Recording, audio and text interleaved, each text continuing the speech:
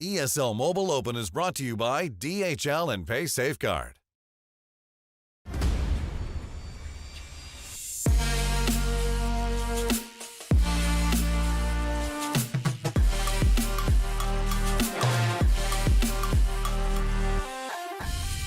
Hello and welcome to the ESL Mobile Open weekly recap, where the pressure is definitely mounting for our top competitors because at the top of the table, it is getting tighter and tighter each week. We're going to be bringing you the highs and lows from Europe, Middle East and North Africa. And today we're going to be covering the Asphalt 9 finals, Brawl Stars, Clash Royale, PUBG Mobile, and of course, Clash of Clans. My name is Banks and I'm your host, and joining me on the desk, we of course have D-Man. Now D-Man, it's been quite an intense week for you, hasn't it? Because you've had the interviews from Asphalt and the finals to cover. How was it? Yeah, it was actually fantastic. Some great racing, some new winners. Spoilers, oh my God, it's coming. Some new winners, some new faces. It's great to see. Definitely a lively scene. It's going to be great to see what's more to come over the coming years for Asphalt, because it's definitely improving, I would say, as an esport overall, which is great to see overall. Well, we've got a lot to get through today, so brace yourselves. And if you want to remind yourselves of the format, you can always head over to the ESL Mobile Open YouTube page, and you can check out the format video that we've got there. But for now, we are going to have some high-speed action coming your way in the form of Asphalt 9. So, D-Man, we definitely have a lot of the big guns from the Asphalt 9 community competing over the weekend, right? Yeah, absolutely. And as you can see, Jägermeister, he was third place in the spring finals and actually came out on top against RPM Onio. What was a great race overall, honestly. There was one of the races on, I think it was on Rome, where, oh my God, either of them could have won it. It was a bonkers game, no doubt about it. Jägermeister, very, very strong. For Furfur, my friends, he got his third place. He was fourth place in the spring as well. So he got that over Swen, and unfortunately for Swen, it just didn't go well for him in that third place matchup. Some big wipeouts overall. Oh, that's the thing that you have to take into consideration, don't you, when you're playing multiplayer, two of you on the same map. If you can get aggressive, that holds an brings an entirely new element to that kind of race. Yeah, over on the iOS, we had some very interesting brawling. The Fab Kenshin race was pretty brutal. They were against each other the whole time because they were trying to wipe each other out. Kenshin, as you can see, came out on top in that race and ended up losing out in the final to Nilo.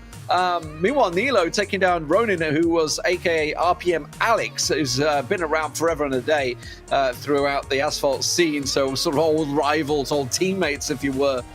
Nilo coming out on top as the champion. And then, of course, in the finals, Alex did come out on top, so he got himself that third place. But some great races on both Android and iOS.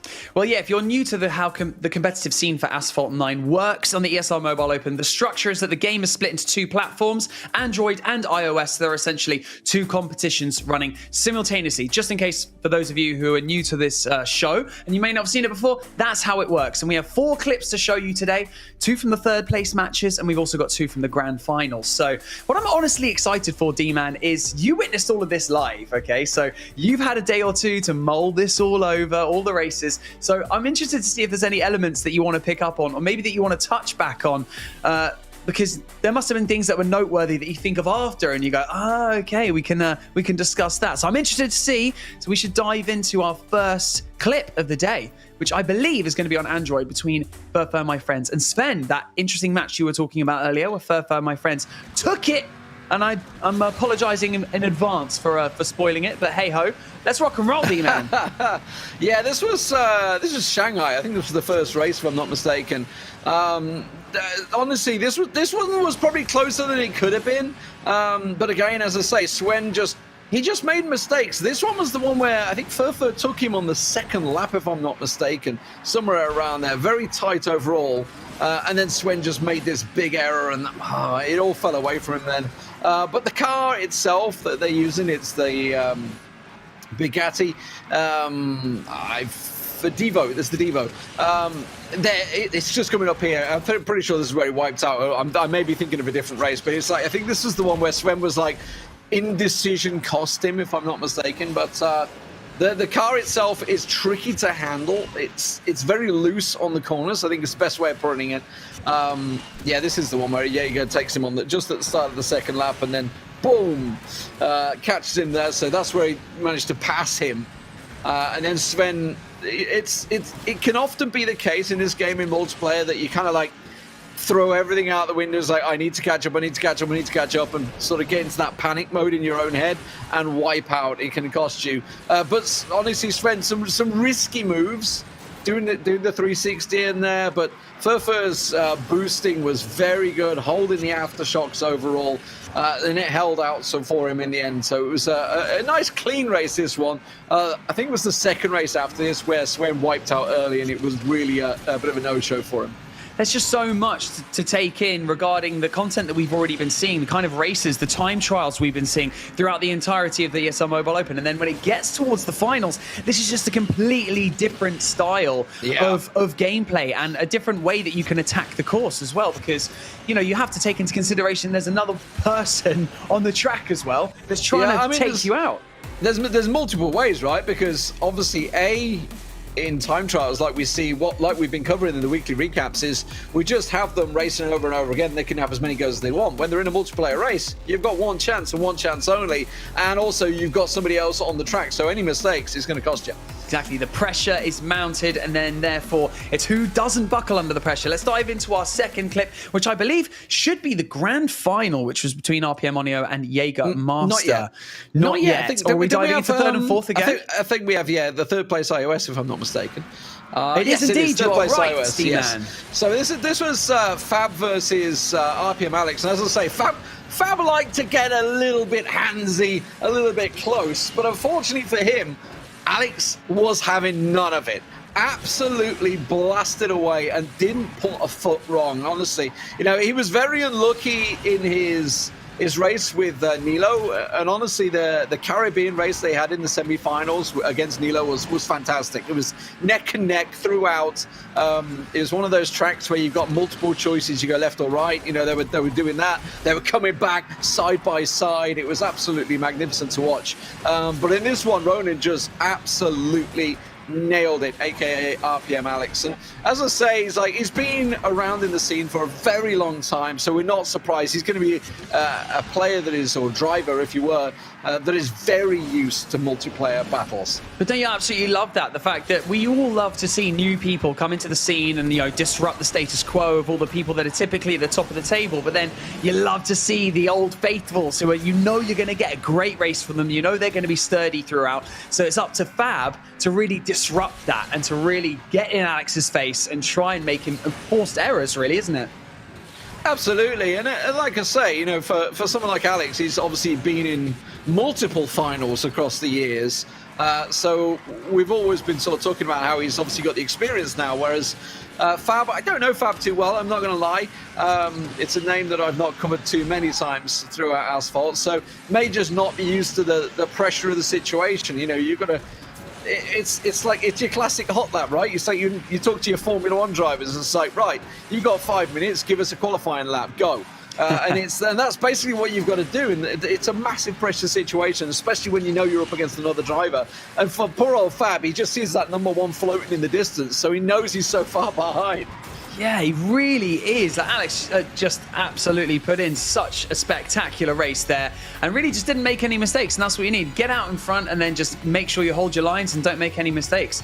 So that was your third v fourth. So that was to establish who came third for Android and who came third for iOS. So our next race, we're going to show you, this is it. This was for all the beans. For Android, we're going to be going first, and that's Jägermeister versus RPM Onio, two names that have kind of been established throughout the Spring Open and obviously the fall season as well. And we've kind of kept note of these two drivers throughout, so it really is down to the wire, I imagine. Was this close throughout, D-Man? Yes. This one, this was the second race. This was the Caribbean Island Resort, Paradise Resort. Very tricky track. We covered it in the spring as well, and we saw a lot of people actually wiping out at the bridge section, but this one was pretty tight. I would say the Rome one was even tighter. This was a best of 5, the finals. All the others were best of 3, so ended up 3-1 if I'm not mistaken for Jägermeister. But yeah, a real tight one, because as I say, when we are on Scotland, which was the 4th map, it could really have been a win for Onio if he'd have just played his cards right. And Jägermeister, though, he's a guy. Actually, tell like this is Scotland. just having a look at it. This Caribbean is Scotland. I was just about to say, because there's that dip there, and that's where Onio wiped out. Yeah, mixing Scotland up with the Caribbean, it's close, but yeah. I mean, you've got sunny beaches here. That's what threw me. That's definitely not Scotland. Sorry. But yeah, actually, I'm pretty certain. Anyway, either way, and Onio just wiped himself out so many times on this one. He was just, once you're in that chase mode, you just must start to make mistakes because you're risking it. You're just risking it so much. Yeah, you haven't really got an option though, do you? You're behind, so you've got to pull out all the stops. And if that means you crash out, I mean, it's just unfortunate. If you're right on that it is tail, what it is. Yeah, it's this one up here, and Jägermeister just says, you know what, I ain't going to risk this last dip. I'm just going to play it safe. Ordinarily, they would go down and clap that one, and that's where he wiped out. This is the Caribbean track. This absolutely is the Caribbean track. I was just trying to catch myself off guard, but it is Caribbean. And yeah, but it didn't matter. I mean, he still caught it out, still managed to come out on top, and Jägermeister was the eventual winner. It was great to see because I interviewed him in both spring and now in the fall.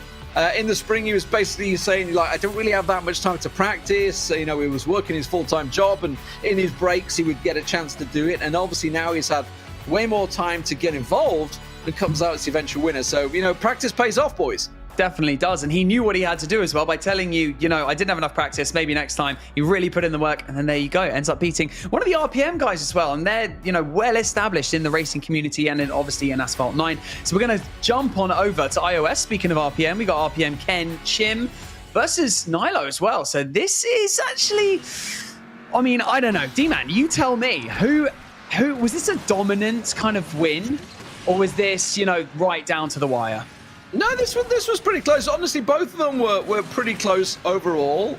Nilo did look the better driver in the finals. I'm not going to lie, like it wasn't as close as it could have been. There was times where it could have worked out, but this was the Rome track that I was talking about that we saw some seriously close races on.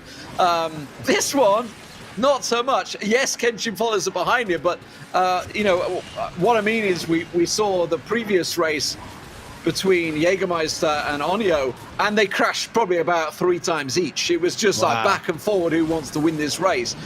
Whereas this one, Nilo kind of just led from the front, a classic sort of victory style for him. Hit all the right jumps, all the right apex. That's where Kenshin wiped out, and that's what cost him.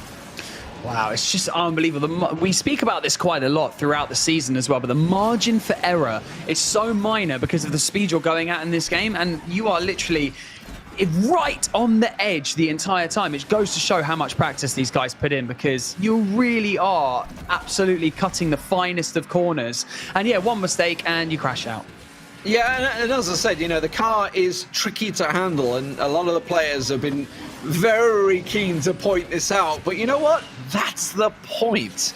That's what makes the great drivers stand out, because they can handle it, even if the car that is very, very fast is tricky to handle in the corners, and absolutely pays off. And yes, the Devo has delivered some fantastic races, some fantastic results. And yeah, it catches some people off guard. That's what it is. And Nilo, he absolutely delivered, absolutely solid. And you can see them here, just how much they have to thread the needle on some of these corners. It really is very, very good to watch, to see how clean they are in their car placement. Yeah, I think there's something that Lethal tends to mention as well. It's all about nitro management as well, and which nitro you're going to execute and which corners, because you need to make sure that you have enough mobility and agility to get around certain corners, and the handling gets compromised depending on which type of nitro you use. So there you have it. Yeah. Nilo coming out on top and managing to take out Kenshin right down to the bitter end. And Asphalt 9 never disappoints in the ESL Mobile Open, and that was your finals for the full season. So, I mean, D-Man clearly had a lot of fun, so did Lethal, and I had fun with the highlights as well, nevertheless. But the excitement is definitely added on when we have that multiplayer side-by-side finals. I mean, just brings it to a whole new level. So, yeah, even if someone's typically faster in a solo run, if your opponent is aggressive, that's when things go wrong. So, we're adding more elements, more margins for error, and Asphalt 9's full season is done.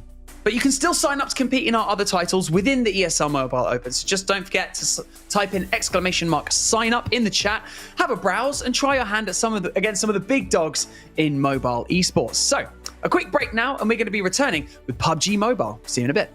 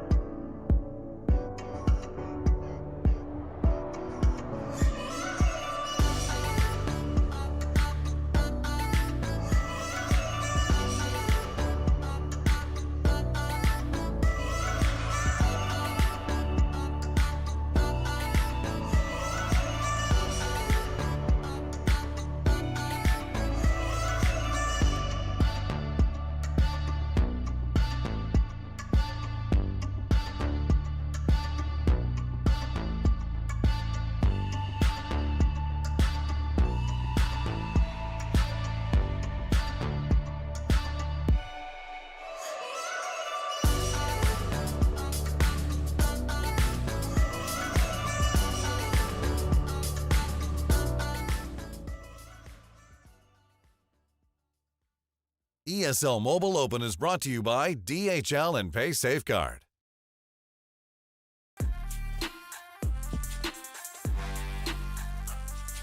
D-Man, I can definitively say that I think the caliber of players in PUBG Mobile is increasing every single week. And you've even said it yourself in previous streams that some of the teams taking part are from more recognized orgs now in the ESL Mobile Open, which is great. So we are really cooking with gas now. What do you predict, or what do you expect of these players now? Well, I mean, I'm hoping they keep on stepping it up. I want to see the very best in the finals. There's no doubt about it. Obviously, we've already had the 8 go through from the earlier split, so we're on to sort of the second segment to see who the other 8 teams are that can join them.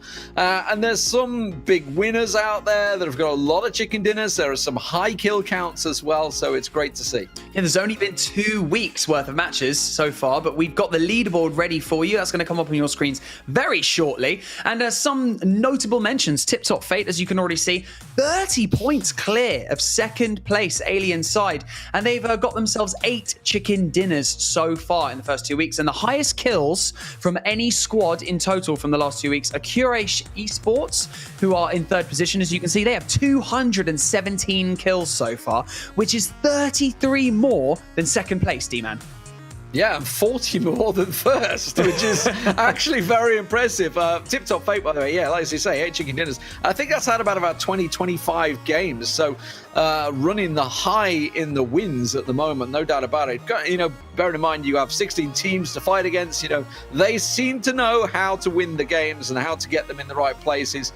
Moving further down the field, a lot of winners down there. GMT Esports, by the way, only the one win, but they're still hanging on in there. They've got the kills, 147 kills, so that's what's keeping them high. And that's what it's about, right? You either win the game or you go down in a blaze of glory. With some of the teams that you may be thinking of should be there and aren't, OP Devils slipped out of the top 16 contention, and they are now in 19th right now. So they've just slipped out, and separating 9th and 19th on our PUBG Mobile leaderboard is only 26 points. That is an 11-kill chicken dinner. That's one game, separating 10 spaces to try and make it into that top 8. So it's still pretty tight up there. Obviously, the team in first are running away with it right now, but it's still all to play for. We have 2 more weeks of these split matches, and it's going to be tasty, D-Man.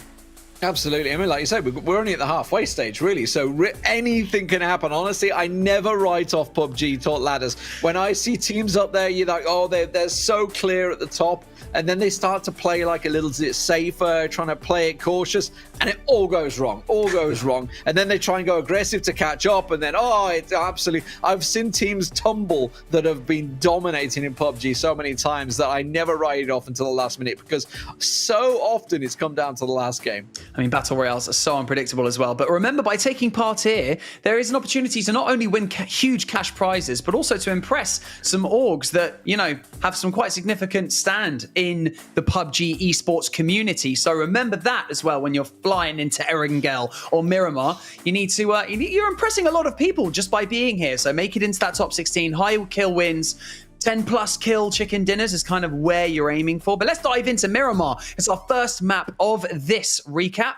And this week, we had some pretty decent ones. We've got Alien Esports jumping in first, currently on at 6 kills with 13 alive. Only 2 alive on their side, so it's going to be quite a difficult push for them. So you would think that they'd try and play a little bit complacent, but no, they are aggressive, D-Man.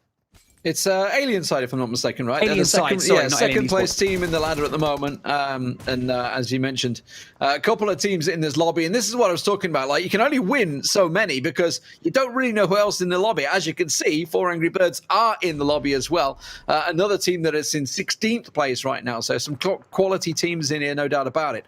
A couple of kills, though, 6 kills and counting. And that means that Ray is left alone at the moment. And he's a long way out the zone. You can see playing edge.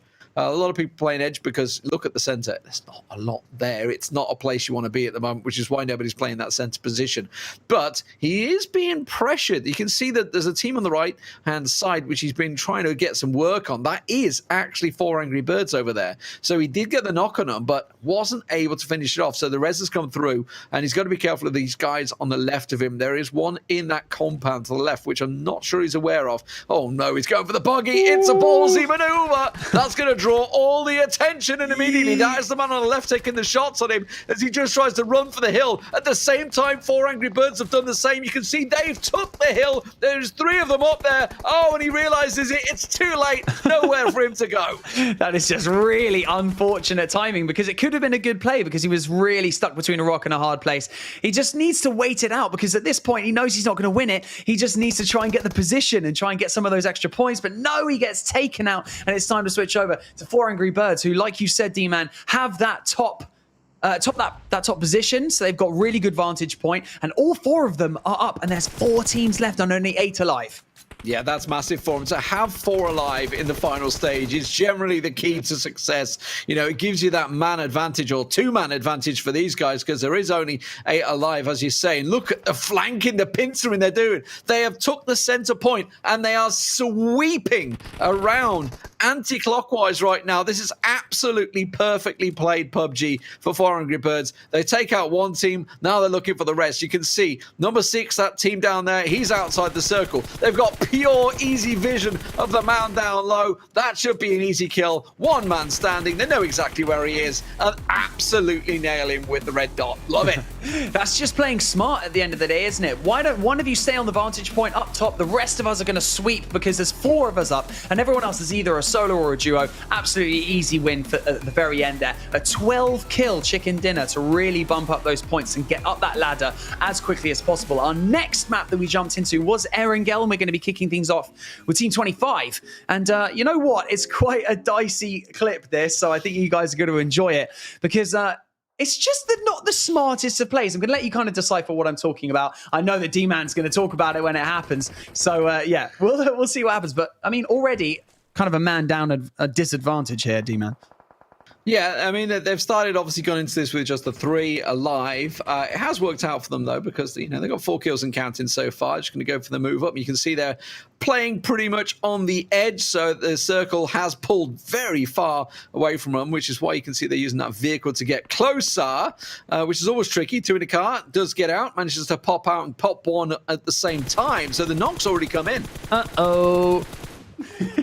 Shots out in the open. He's out, just literally stood out on the hill. I don't know if he's trying to drag some people out for his teammates to start picking off, but that just was not a clever move. Out in the open, trying to take pot shots through the smoke, and he got decimated. That's a little bit embarrassing, D-Man. I just maybe overconfidence because they got that knock on the move. I don't know, but either way, it does put him out. The knock comes in again. So this is Ferragomo here. Tosses the nade, and he's like, well, I got one knock there, so I'm just going to keep on throwing him in the same spot. Smokes himself on the left there, and now just absolutely rails him. The second he gets an angle through the grass, sees it, nails him. And a nice win. I mean, it just goes to show you don't always need 4 alive in the final circle. You definitely don't. Ends up with a 6-kill win. I mean, not too bad at all considering the circumstances. But yeah, teammate managed to have him. He was down in the grass just waiting for one of the enemies to push or make a move and just managed to spot him. Thanks very much. See you later. Right, so that's quite a simple win, quite a quick clip for you right there. And our third and final clip, we're going back to Miramar. We're going to be kicking things off with Team Hydra, who are also sitting in the top 8 right now, if I am not mistaken, D-Man. And yeah, 5 kills already, 13 alive, 5 teams, and we're at the base of the mountain right now. So not the best position. However, we get a pretty good split going on here, D-Man. Yeah, they're 4th place at the moment, so they've certainly done well. This was a tricky one. This is just north of Picado, as you can see in Miramar.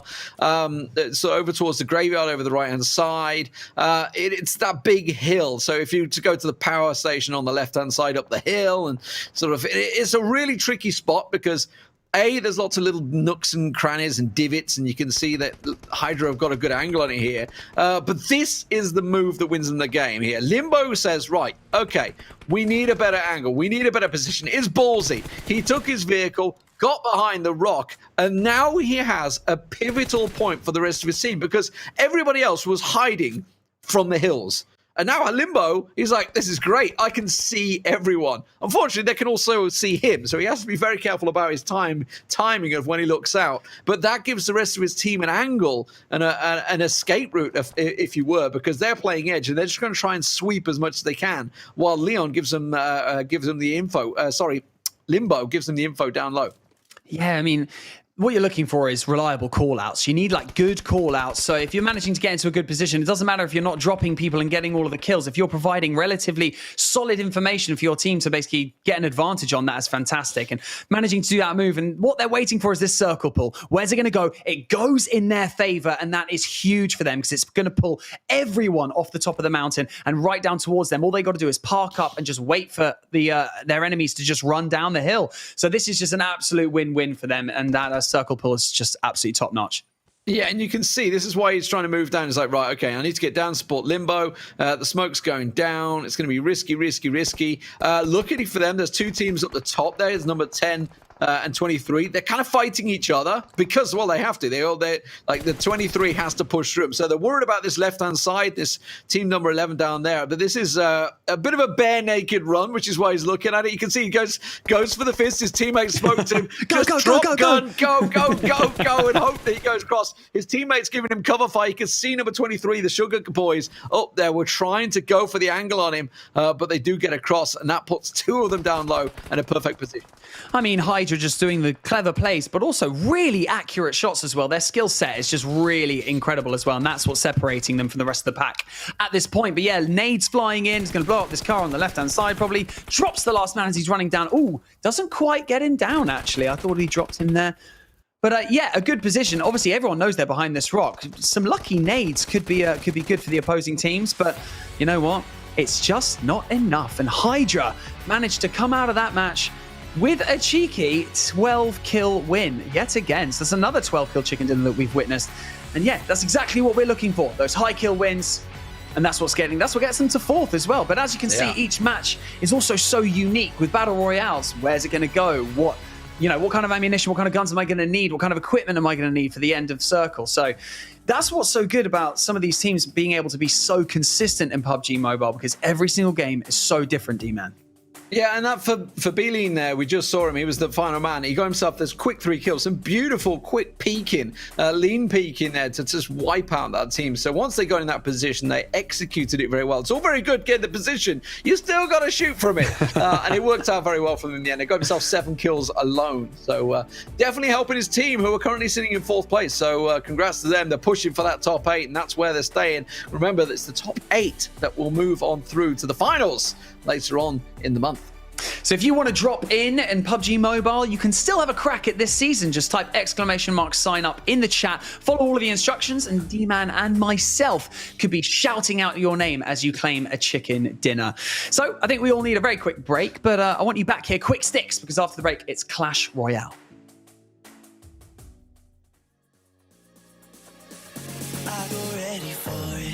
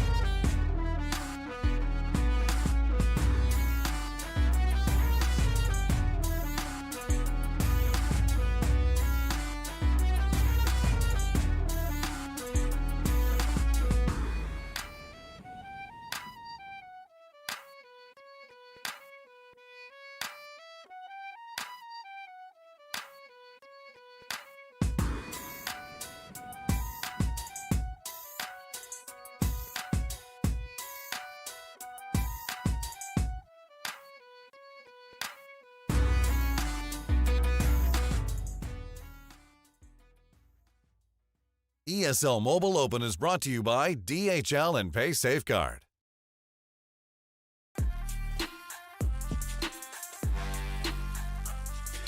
Back to the weekly single elimination brackets for Clash Royale. A brand new way of running the Clash Royale competition, which we've adapted for this season. So, D-Man, are you enjoying it a little bit better? Yes, absolutely. I mean, ladders can get stale, let's put it that way. And sometimes, as we saw in the spring, you'll have someone that will just sort of sit there and kind of not play, maybe do one a week if he's getting tested at the top. But this way, they get to play a lot more and it's cutthroat. So there's no leaderboard. All you do is you qualify for the finals by winning a bracket. So let's get the bracket up on the screen for us to have a quick peruse through before we get into the gameplay. But we also have some familiar faces amongst this bracket. Beneficious making his first appearance in the top 2, and he was one of our regular players that we'd see in the top 8 of the ladder in spring. And obviously Chief Keef once again in the quarterfinals. D-Man, Chief Keef, great name, absolutely love it. Yeah, and he's been in and around there. Sosa as well, previous winner, I think last week actually, if I'm not mistaken.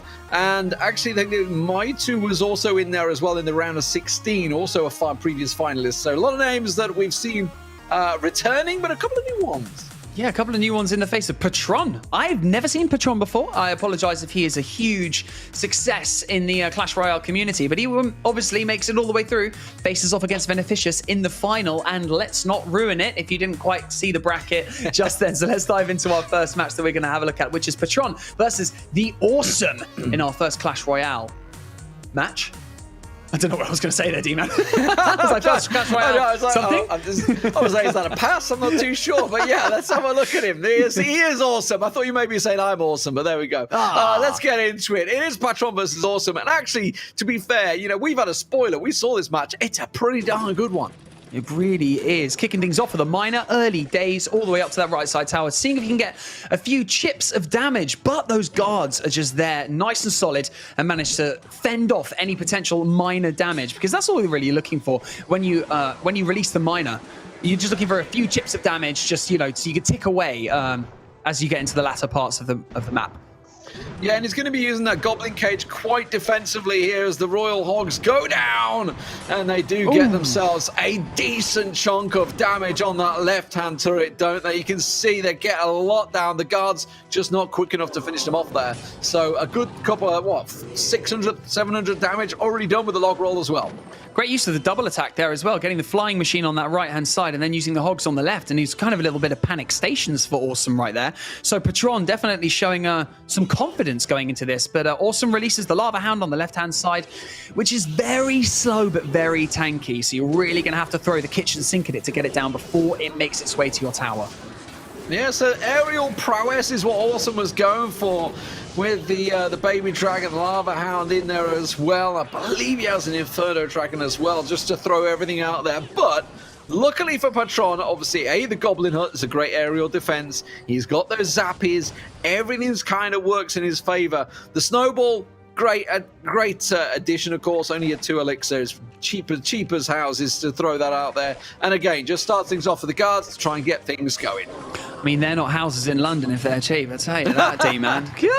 But yeah, we've got the guards on both sides as well, which is just very useful to just keep ticking away some damage and just as a defensive structure, or even as a distraction. If you've got a tankier troop that's pushing through, it just distracts it for a little bit so you have that extra time to be able to take it down. But yeah, still pretty tight overall. Obviously, Patron is doing a really good job of defending his towers, but not maximizing a huge amount of damage since that initial push. But here we go with the Hogs on the left-hand side, being distracted by the hut, and we've got the Inferno Dragon powering down onto those Hogs.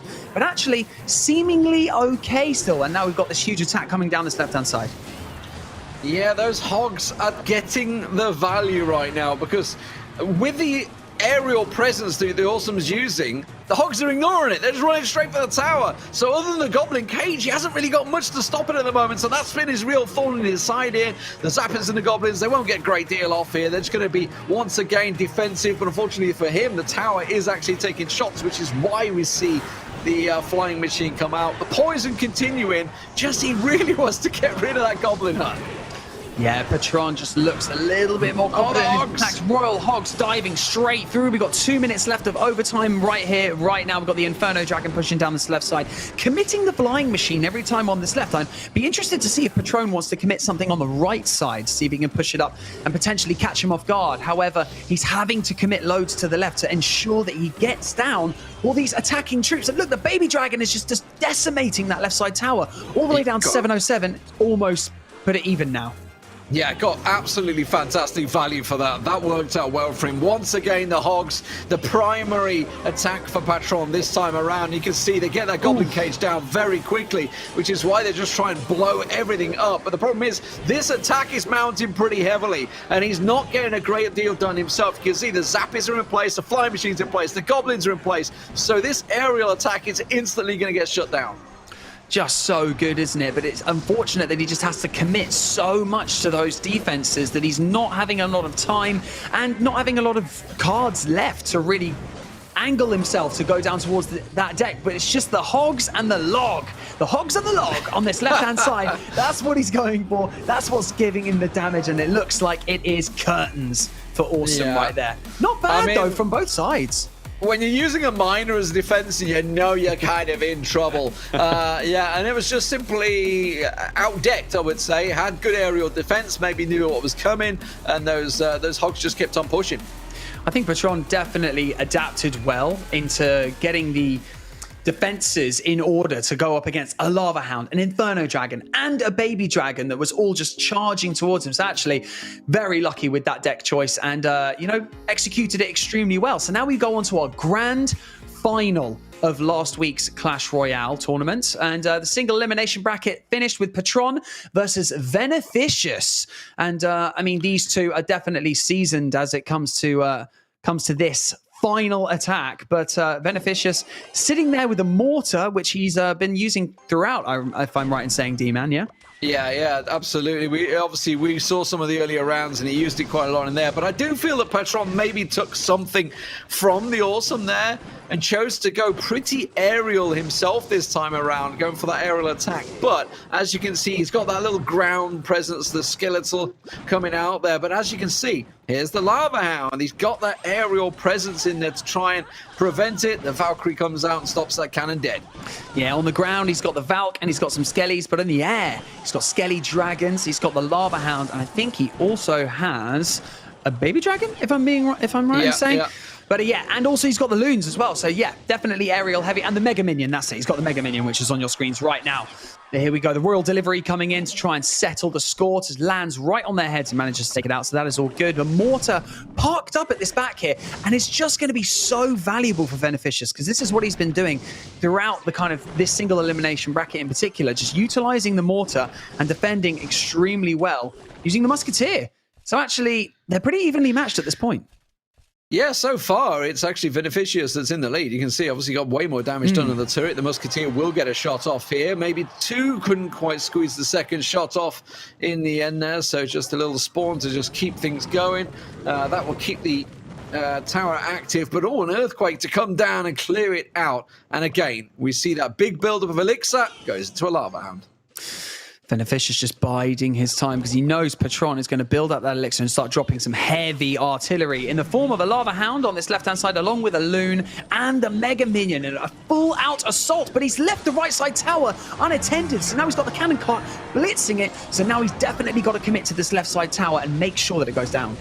Yeah, that cost him dearly there, but the bomb's going to come down. It should be enough to take down the crown, and it will. So one apiece, committed for it. Now the question is, who will overcommit? Who will go too far? You can see using the skeletal dragons from the back of his base. Didn't want to put them forward, because obviously now that there's towers down, you can place them way further forward, but chose to go defensive. Yeah, managing to basically not commit too heavily, just in case he manages to sneak the Valkyrie past, the cannon cart, the Musketeer. Very ground heavy from Beneficious. So if he parks those dragons a little bit too far forward, he could just send a load of ground troops all the way there, and they won't be hit by absolutely anything, D-Man. Yeah, and you can see what Beneficious is going for here. He just wants the two crowns, go for that second tower. Doesn't want to go for the King Tower, just wants to go for that second separate tower. And that's maybe going to cost him here, because you can see Patron being way more aggressive this time. And going for actually both of them at the moment. You can see stacking out here. The damage from that Lava Hound is continuing. And he's got over 1,000 hit points stripped off it alone. They're getting tied up. The drop comes in. And that balloon, look at it, 35. Can't do anything about it. And in the end, I think he was a little unlucky with the pathing, or maybe the positioning that he used for that Musketeer, that he just basically walked off and ignored the balloon there, just slightly out of range with it. So maybe, I think in the back of his mind, he's like, I want to be attacking with this as well, rather than just thinking, I need to defend right now. The fact that the Lava Hound still had a bit of HP left as well ensured that it was tanking for the Loon. So the Loon wasn't getting damaged as it came in. And the Loon just drops a significant more amount of damage than the Lava Hound. So yeah, great timing there from Patron, and congratulations for winning that single bracket for Clash Royale last week. Obviously, we've got another one happening this week, so make sure you stick around to find out what happens in Clash Royale next week as well. But you can still sign up for the ESL Mobile Open. ! Sign up in the chat. And you could go up against some of these guys, because remember, this isn't a ladder. This is just single elimination brackets. So you could sign up, go straight in, win the bracket, and then thanks very much, you're straight through to the final. So just that Royale, easy. One of the easiest ones to fly your way through. Don't worry about it. We got some brutish Brawl Stars coming up after this very short break. So I'll see you in about 2.5 minutes. See you in a bit.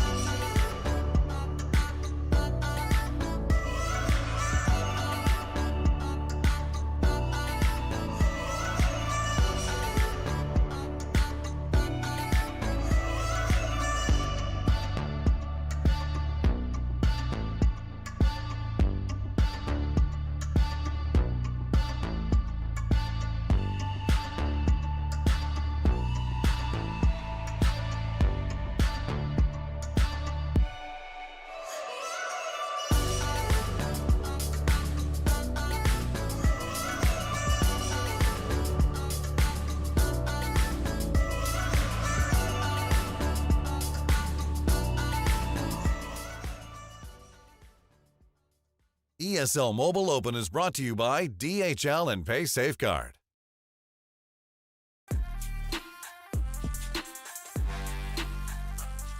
The Brawl Stars bracket is popping off at the moment, to say the least, with the first split complete and some of the heavy hitters out of the way, you know, in the names of SK Gaming, AC Milan Clash. It's just carnage at this point, okay? And a notable mention right now, I have to say, has to go to a team who's currently on a 9-win streak, and they've exploded to the top of the leaderboard. So D-Man, you know, please educate me if this is a potential name switcheroo, but Pharmacy Senders, never heard of them personally. Maybe we need to get Ark on the phone, but they're on a 9-win streak, mate.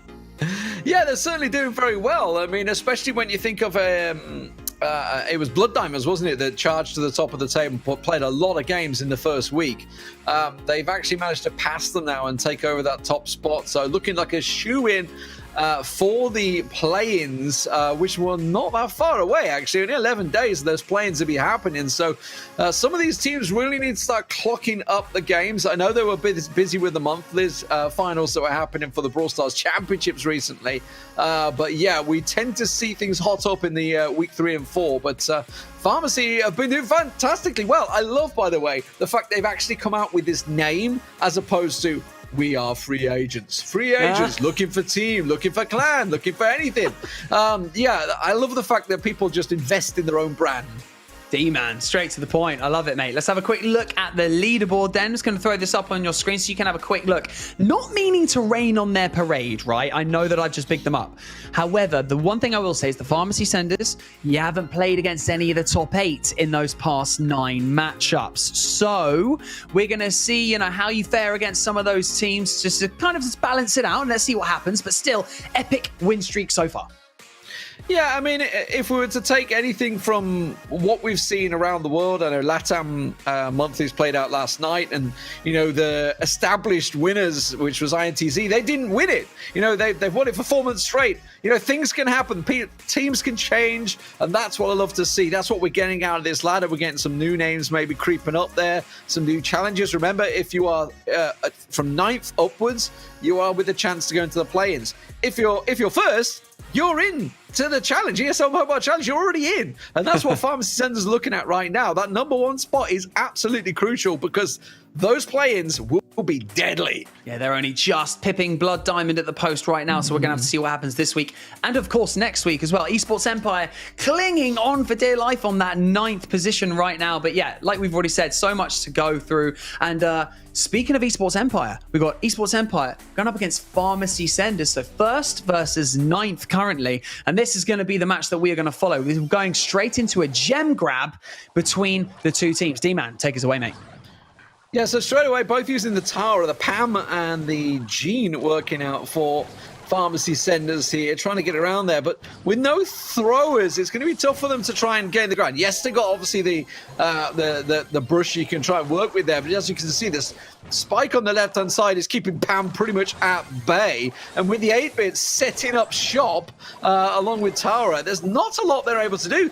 Tara can't push to the right lane. The right channel is not working out for them. They're basically bunkered down, not able to get a gem. Yeah, Lino basically just absolutely like cornering them and just keeping them in. They're absolutely pinned in right now. And you've got some great shots fired as well by 8-bit right there in the middle. I can't quite see the name because he's at the top of the screen, but he's absolutely putting in that work and basically making Pharmacy Senders not being able to push out at all. Lino even pushing up to make sure that he gets that drop. And yeah, match over, 11-0. So now we're jumping into the second round of Gem Grab, and this is where Pharmacy Senders kind of take a leaf out of the opponent's book. They managed to put a spike on. They managed to put their own 8-bit on as well. And this is looking like a far more even matchup. Yeah, and this is often the problem with double swooshes. Once you get control, it's really hard to get it back, which is what the map we're playing on here on the Gem Grab. And then you can see Kevin trying to do what he can, but now he's kind of matched evenly with the 8-bit back and forward. And you can see Pharmacy Senders, Vital Shark, pretty much has control of this mid. And yes, you know, they changed the gems to spawn left and right, but look at that. Vital Shark realizes in danger, boom, straight back, returns himself back into his safe spot and keeps those 9 gems alive. Yeah, Vital Shark holding that central role. And actually, Royale hasn't really needed to do a huge amount as Spike. Like, hasn't had to pin him in from the middle, but Dark Angel's managed to push in, and managing to get a few drops as well. Can he get the second one? Dark Angel up on this right-hand side. No, he's going to get chased out and round. But hey, we're already... He's done his job. Yeah, Pharmacy Senders He's are already on 10. absolutely done his job. Pushing back. Yeah. They're chilling. Perfectly timed. Just went up there, dealt with the Tara, absolutely, just burnt the super down. You can see Lino, yeah, he's caught him with the super there, but just completely caught him off guard. So very well timed by Dark Angel there to put the pressure on. So one apiece, and we are now down to the final of this gem grab. 7-6 right now. Pharmacy Senders have pushed up slightly, but it's pretty even right now. We're on an 8-7 now as well. How to win on the right-hand side, pushing down as Spike, trying to get Dark Angel down and just can't quite do it.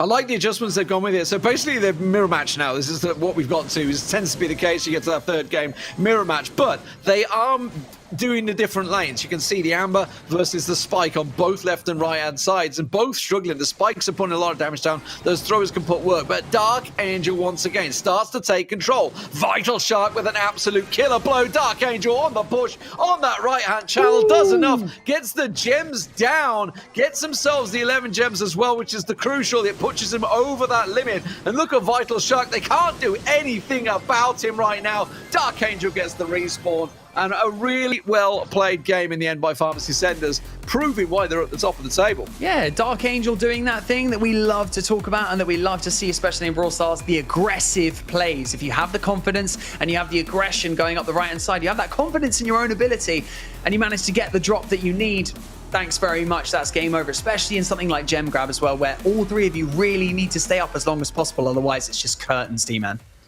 Yeah, and it was the synergy as well that they had to use there. Like, every time Dark Angel went, that's all well and good. You can make a hero play, but if your team don't back you up, it isn't going to work, and you end up going to look foolish, and you've just gone completely out of position. It may even fall back on you. So very well executed moves from Pharmacy Senders. Looking forward to see what they've got in the next few weeks. So we're going to stick with Pharmacy Senders, and they are still going up against Esports Empire. The same match a little bit later on, another set, and we are actually back on Gem Grab on the same map. I don't know what the odds are of that happening, but hey, we're jumping into this. D-Man, let's go.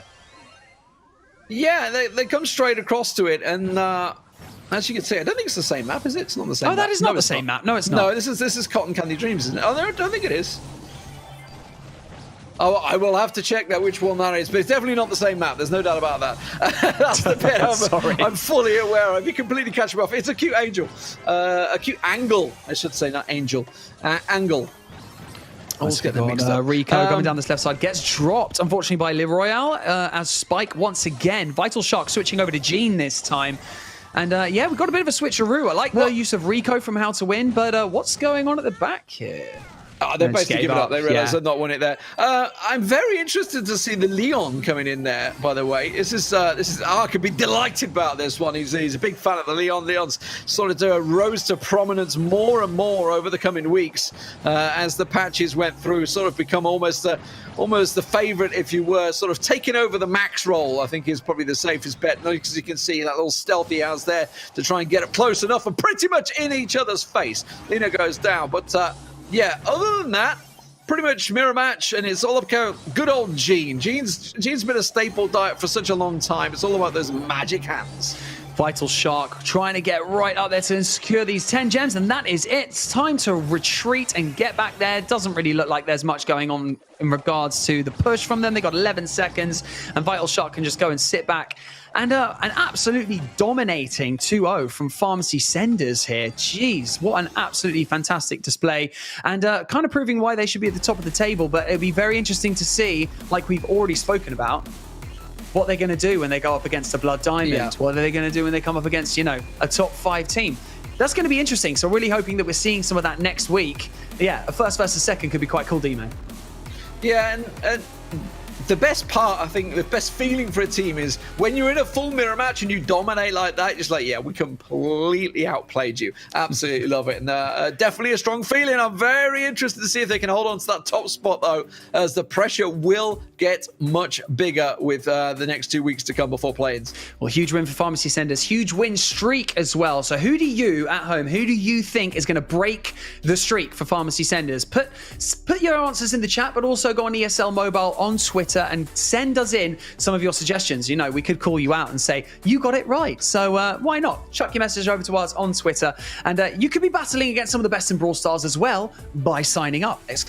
!sign up in the chat, follow all the instructions, and you could be joining in the ladder in Brawl Stars in this fall season. There is still time. You got about a week and a half. There is still time. You got to put in those hours, though. I'm not going to lie. Speaking of time, you got 2.5 minutes. Quick break, and we're going to see you after it for Clash of Clans.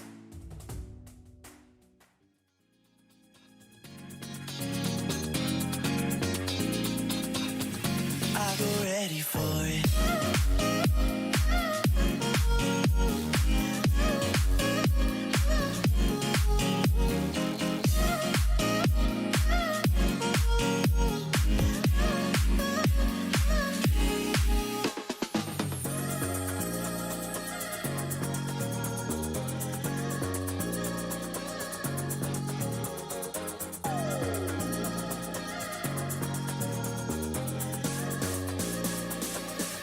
I go ready for it.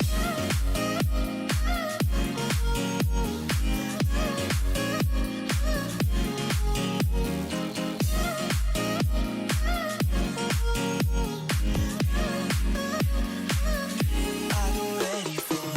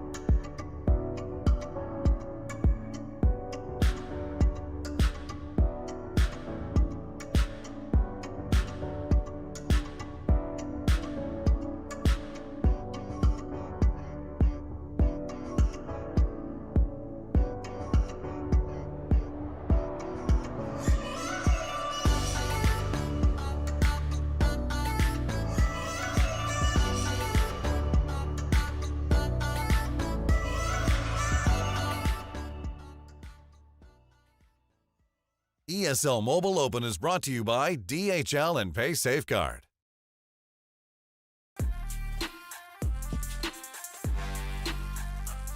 One thing that we tend to discuss off air is actually how rapidly mobile esports are growing. So I think that one of the best representations of that are the teams that come out of the woodwork to challenge some of the most cemented names in the business, okay? And Clash of Clans is definitely no exception. With some of the most respected clans in the game are currently outside of the top 10. And that's why this esport is so incredible, D-Man, okay? So let's have a look at the standings straight off the bat. Let's dive straight in. And I have to say, Indie Fox are on a flyer. They are on a 6 streak, all right? And in that 6 streak, they beat Carnage Gaming, Cream Esports, Repotted, and Inquisition. 4 of the best teams, you know, currently in the European circuit. D-Man, what do you think of that? Well, I mean, that's what I like to see, and that's the beauty of esports, right? When it's been established, like Clash of Clans is a pretty down established game. That's been around, what, we're Tunnel 14 now. We're deep into it, let's put it that way, as an esports side. And that's when you start to get new talent appearing. Because look at this, you got Underdogs down there, you know, Penta down there. They're all still outside of that important 9th position.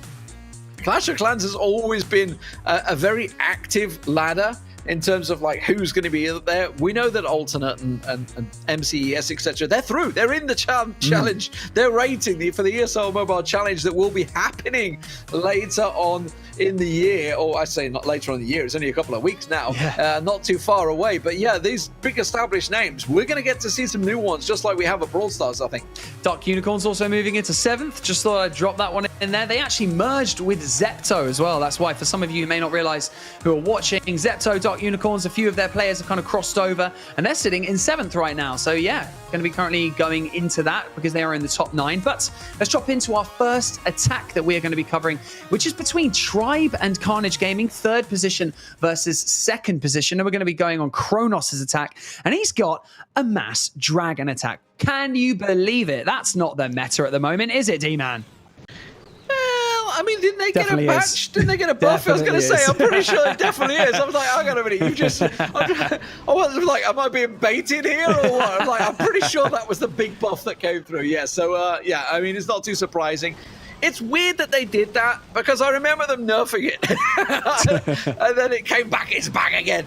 Yeah, dragon attacks definitely the heaviest things, just air in general. Everything air at the moment. You can see the Grand Warden being pushed in with all of these dragons and those loons coming in with a lovely little rage spell as well. Coming in to just try and take out this Eagle Artillery. That's going to be the most annoying thing. Take out, is that their king? Is that a party king? That's a crazy skin. I haven't saw a P.E.K.K.A. King. I can't even tell anyway. The Blimp coming in last, something you don't tend to see. And the Grand Warden pops his Eternal Tome to make sure that Blimp can make it all the way to that Town Hall 14. Pop over the top of it and make sure that we get it down to secure that star. Now, we've got a nice little sweep going on across this right-hand side, and they're going to sweep down afterwards as well. Just ensuring that it keeps the Grand Warden alive as well. He's nice and healthy at the moment. And the Queen hasn't even popped her ability yet, so still plenty in the tank, D-Man.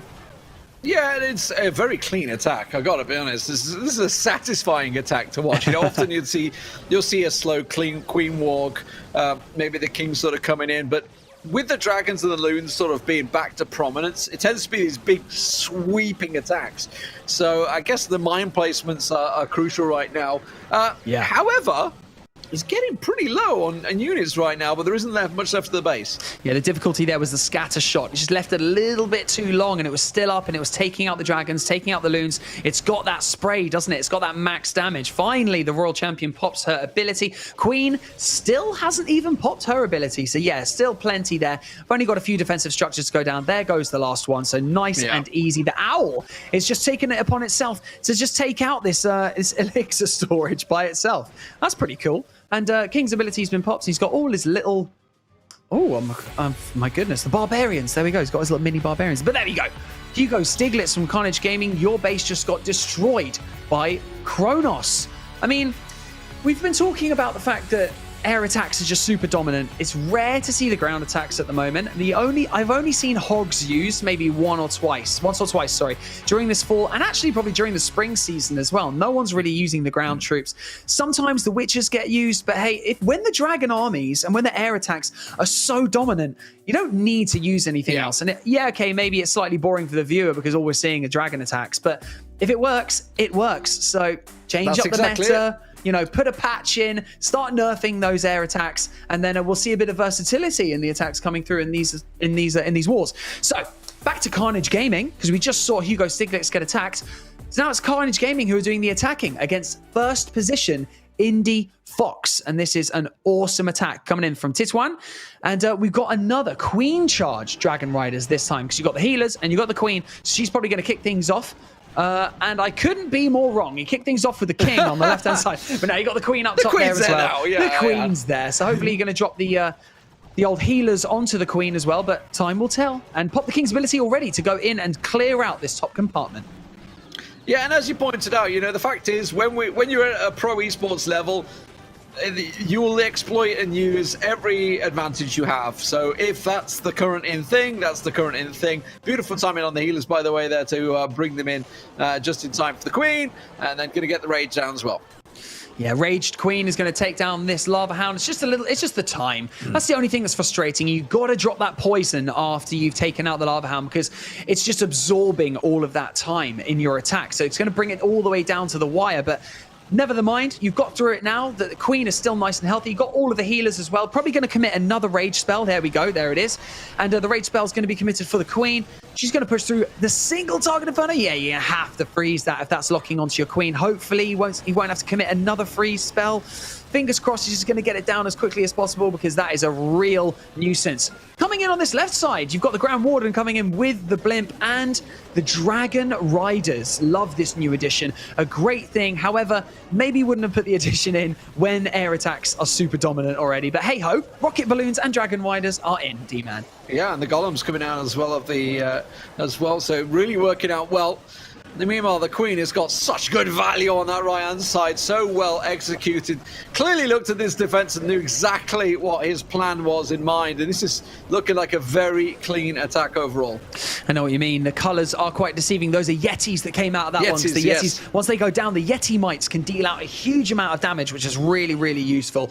Especially if your attack's starting to look a bit thin, which is what's happening right now. The Dragon Rider on the left-hand side gets smashed, obliterated by that scatter shot. So you've still got a Wizard Tower and a scatter shot up on this left-hand side. So this is going to be tough. The Queen is still full health and hasn't used the ability yet. So actually, we could be looking at a triple, but this is looking really tight and really dicey. I'm thinking that this could be almost a time fail, but obviously time will tell. We've got a couple of headhunters along the bottom as well, trying to go down and take out the rest of these defensive structures. I don't think they'll quite make it through the scatter in the Wizard Tower, but the Queen still nice and topped off. Plenty of time for the Queen to get around there. They should be able to take these out. The question is whether the walls will delay. Obviously, she should be able to walk down here. She'll be able to get that one. Going to walk around. And, I don't know. I should be able to go through this gap, actually, and should be able to reach the scatter shot. But the fact that she's gone around the outside is annoying. She's got range, right? I don't know if she'll be able to range the scatter. Yeah, she's going to have to go around and inside. That scatter might take out the healers as well. Oh, it's just so powerful, scatter shot. Oh, there you go. Invisibility spell. Thanks very much. But no time. So is that a 99% fail? It was 99. No. We were right. It was a 99 time fail. Oh, no. I can't believe it. Oh, you hate to see it. Yeah, because it looked like such a clean attack. Like the Queen walk in itself with the timing on the healers, the sweep you didn't really affect them, and they were untouched. Like often you'll see like something tripping and getting the healers or a healer or two getting caught down, maybe getting dragged out of position. But oh man alive, 97% fails. They happen so often, which is the scary thing, right? Because at this level, that's the closeness that you're at. Happens to all of us. If the Queen had pathed into that cannon section at the bottom, and that's that compartment, should have had a clean access to the scatter and to that remaining Wizard Tower. But hey ho, that's how the cookie crumbles. 99% 2-star for Carnage Gaming. And we're going to go on to our third and final attack of the ESL Mobile Open weekly recap. And this is Royale versus Class War. I got it right, mate. I got it right. No, it is. But you know what it means? Do you know what it means? Oh, no, don't tell me. No, it's fine. We will meet at the market. Ooh, we will meet at the market. Well, it's such a weird word that's become popular. I don't know why. 8th position for Royale versus Class War, who are currently in 34th at the moment. But hey, this is actually a really interesting attack. You're going to find out why. Slow start, slow build. And let's just say it all goes Pete Tong, D-Man. But we got a bit of a dragon army going with 2 Dragon Riders and 7 dragons, and I think he's already dropped 2, so that was 9 dragons in total. A king coming to meet this enemy king to just make sure he gets him nice and down, and the headhunter's going to absolutely decimate it anyway, so we're cool with that. Now we're going to path our way into this bottom compartment, but as you can tell, it's already looking like this attack is struggling a little bit. You don't want to activate that Eagle Artillery, and that bottom compartment is just absolute carnage in there, so he's having to get the Queen to back up and go in there as well. The king paths out, paths in. Everything just seems to be a little bit messy, squirrely. Yeah, a bit squirrely, isn't it, D-Man? He's getting a lot of value off the crossbows as well, aka the Expos in there, so they're sort of working out very well at the moment. But he does finally get that Eagle Artillery down, but how much has that cost him in terms of time? Now comes the major attack with the dragons. Yeah, dragons along with the Grand Warden. Grand Warden's going to have to pop the Eternal Tome when we get there, but look where the Town Hall is. There's nothing really pathing up towards Town Hall. Obviously, he's got it in his mind that he's going to be able to path something over to the Town Hall, probably the Blimp, and he's probably going to path it through the Grand Warden. Here we go. So the Grand Warden will pop his Eternal Tome, and so the Blimp will be able to make it all the way there, because I think they get about roughly 10 seconds. There you go. Pops it right at the very last second. And let's see how the Blimp goes against the Town Hall. Drops a race look belt. at all the bombs it pulls all as the well, tornado traps as well. That is called a bait right there. Baited that Blimp, managed to absorb all the balloons, pulls it out with the tornado trap. The balloons go the wrong way, and the Town Hall is still left standing. MacGyver is up a creek without a paddle, D-Man. That was so well thought out in defensive wise, thinking, okay, I'm going to he's either looked at it and said, I'm going to purposely make a weak point here to bait them in. And you could see all the bombs, which was fine because the Grand Warden in there. But that tornado trap absolutely screwed him. It's like you said, though, D-Man. This air meta is so prevalent and has been for so long. Every base builder right now is just trying to defend against air attacks. So if you're trying to essentially guess that they're going to be sending in a blimp for the town hall, if you've got loons in that blimp, very susceptible to tornado traps, very susceptible to mines. So seeking air mines is just going to absolutely decimate the whole thing. And look, we're on a 61% 1-star. You got no heroes left. You got 1 goblin in the tank and you got a couple of minions. The maximum you're going to get is around 65%. And it's a 1-star. That absolutely devastates your entire score for this war. Yeah, that's just completely caught out, completely baited. Hook, line, and sinker straight into the trap. And that's so well played, Skullcrusher. It worked well.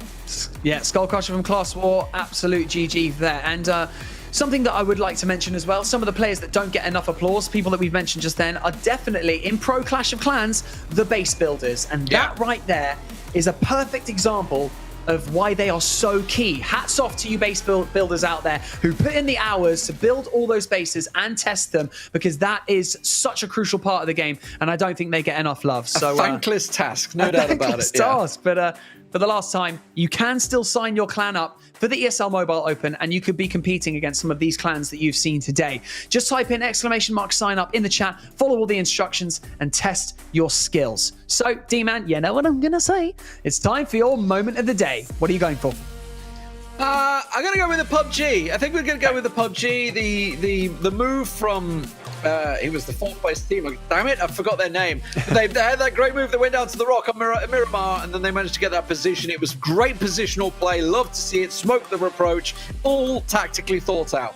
Lovely, intelligent plays from there. And I've got to say, Asphalt, GG's to Jägermeister for managing to come out on top in the Asphalt finals. Definitely put in the work. And as he said before, he went through what he said. He said, in the previous finals, I didn't have enough time to prepare. He had enough time this time, and he made it count, and he managed to come out on top. So that shows all the hard work and dedication really does pay off in mobile esports especially. So don't forget to follow ESL Mobile on Twitter as well to keep up to date with all of the latest information and all of our competitions and leaderboards. D-Man, you smashed it once again, mate. Thanks so much for all of your hard work and your expert insights into all of these games. And thank you to the production at ESL for all of your hard workers also. And to you at home for supporting all of your favorite teams, players, individuals, squads, whatever you want to call it. Let's keep this hype going right the way through the fall season. My name is Banks. I'll see you next time.